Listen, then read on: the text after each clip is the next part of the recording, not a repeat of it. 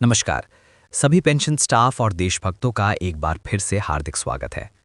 दोस्तों, आज हम आपके लिए कुछ बेहद महत्वपूर्ण और बड़ी खबरें लेकर आए हैं जो सीधे तौर पर आपके और वर्तमान भविष्य की आर्थिक सुरक्षा से जुड़ी हुई हैं। ये ई खबरें ईपीएस 95 पेंशन, नई पेंशन, पुरानी और पेंशन योजना से संबंधित ताज़ा अपडेट्स पर आधारित हैं।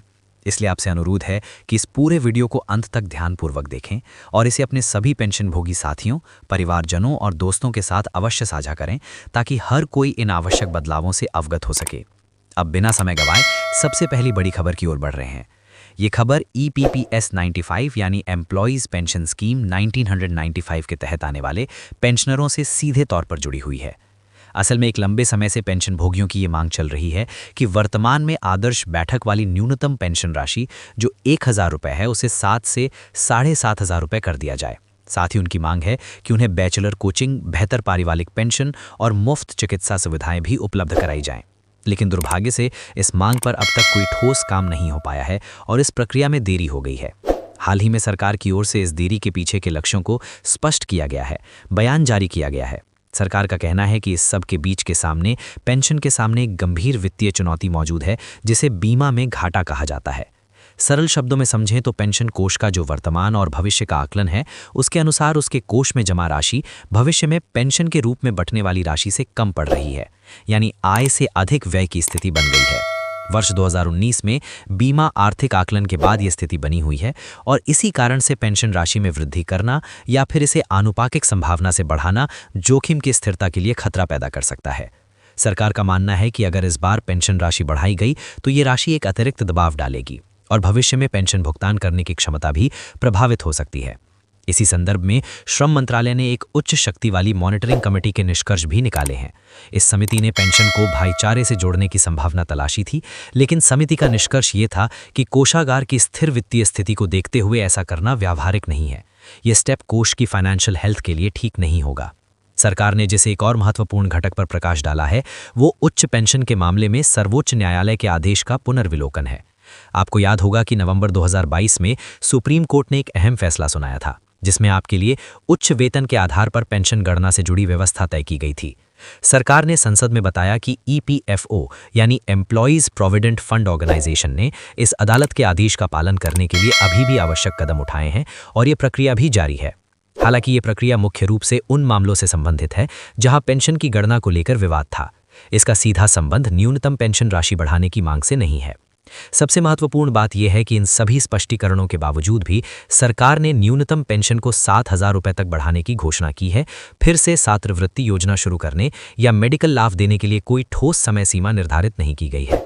इसका मतलब साफ है कि करोड़ों पेंशन भोगी जो अपने दैनिक साथियों को पूरा करने के लिए इस राशि पर निर्बंधन लगाते हैं, उन्हें अभी और इंतजार करना पड़ सकता है। पूरे देश में लगभग 75 लाख पेंशन भोगी स्थिति से प्रभावित हैं। इनमें से कई ऐसे सेवानिवृत्त कर्मचारी हैं जिनके पास प्रोविस्ट आय का कोई दूसरा साधन नहीं है और इस दौर में रेस्टोरेंट के लिए 1000 रुपये प्रति माह की पेंशन राशि जीवन यापन के लिए उपयुक्त नहीं है। उनकी ये चिंता वाजिब भी है। संक्षेप में कहें तो सरकार का पक्ष स्पष्ट है। ईपीएस 95 पेंशन कोष के बीमा की राशि में न्यूनतम पेंशन राशि में वृद्धि में देरी हो रही है।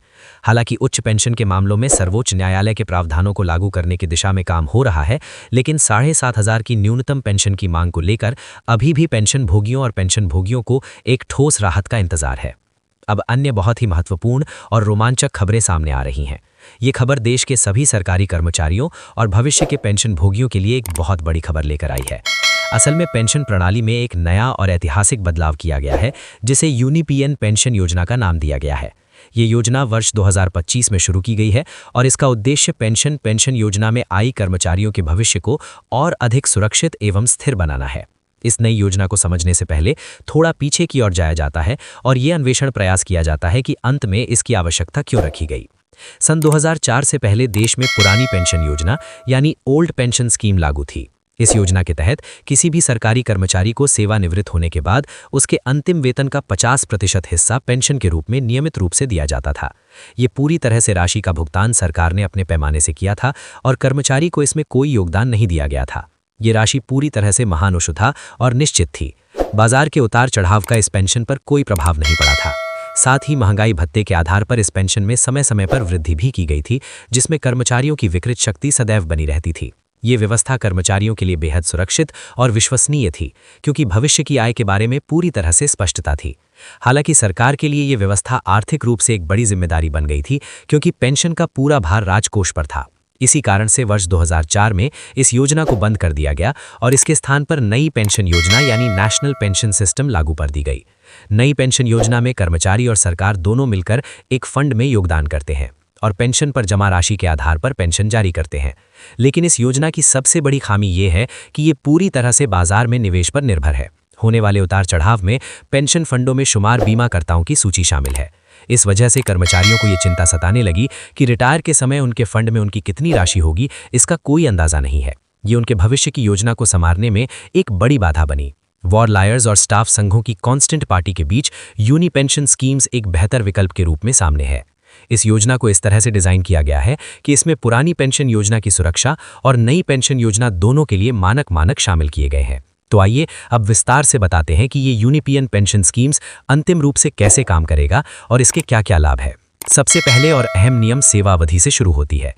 इस नई योजना के तहत यदि कोई भी कर्मचारी 24 वर्ष या उससे अधिक की सेवा पूरी तरह से करता है तो उसे अंतिम वेतन के बाद 50% की छूट दी जाएगी। वहीं जो कर्मचारी 24 वर्ष से कम अवधि तक सेवा में रहते हैं उन्हें आनुपातिक आधार पर पेंशन दी जाएगी, यानी वाहन की वर्ष सेवा एक ही खाते से पेंशन राशि निर्धारित होगी। दूसरा बड़ा बदलाव योगदान का है। इस योजना में पेंशन फंड को मजबूत बनाने के लिए कर्मचारी और सरकार दोनों मिलकर योगदान देंगे।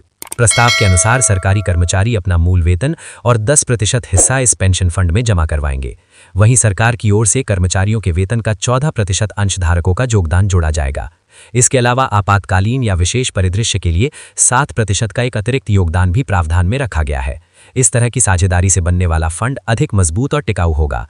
तीसरा और सबसे महत्वपूर्ण लाभ है न्यूनतम पेंशन की व्यवस्था। प्रत्येक पेंशन लाभार्थी को कम से कम 10,000 रुपए की पेंशन प्राप्त होगी। इसका डिजाइन दिया गया है।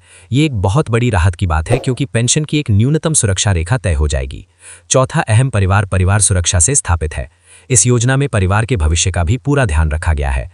यदि किसी पेंशन भोगी की दुर्भाग्यवश मृत्यु हो जाती है तो उसके परिवार को उस पेंशन राशि का 70% हिस्सा पारिवारिक पेंशन के रूप में जीवन भर मिलता रहेगा। ये सुविधा परिवार की आर्थिक सुरक्षा को बनाए रखने के लिए एक मजबूत स्तंभ का काम करती है।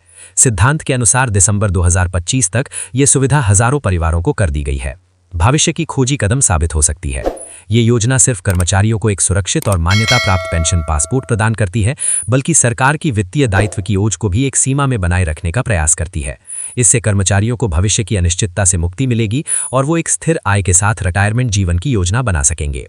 दोस्तों, आज की इन दोनों बड़ी खबरों का सार यही है कि एक ओर जहां EPS 95 के पेंशन भोगियों को न्यूनतम पेंशन के लिए अभी और संघर्ष करना पड़ सकता है और इसके पीछे वित्तीय बाधाएं मुख्य कारण हैं, वहीं दूसरी ओर सरकारी कर्मचारियों के भविष्य के लिए एक नई उम्मीद की किरण आई है। ये योजना पेंशन प्रणाली में एक सकारात्मक बदलाव का प्रतीक है।